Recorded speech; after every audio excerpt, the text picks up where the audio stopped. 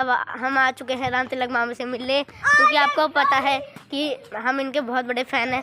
तो गाइस चलो चलते हैं, यहीं कहीं का है गाइस। वो है कहाँ गाइस? वो हमको मिल चुके हैं sir. Big fan sir, big fan. हाँ भैया बताओ भैया। सर बिग फैन भाई। हाँ भैया दतून करे जात है, देख लियो।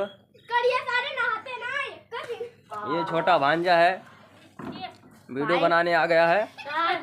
और इधर देख लिए तब तक ताप रहे थे।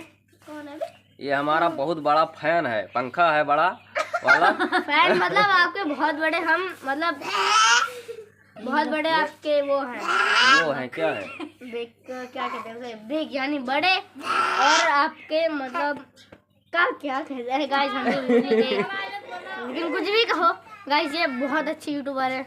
लो भाई बहुत अच्छी वीडियो बनाते हैं। तो गाइस आपने जैसे कि देखा ही होगा, इनके गांव के बस ये भी बहुत बेकार लगते हैं। ये एक छपरी है, पता नहीं गाइस। तो चलो भाई, वाह देखो आप वो देखो। ठीक है गाइस, तो चलो अभी चलते हैं।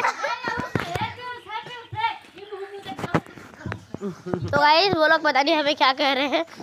ये गाइस मुझ छुपा रही है, पता नहीं कितनी काली होगी गाइस।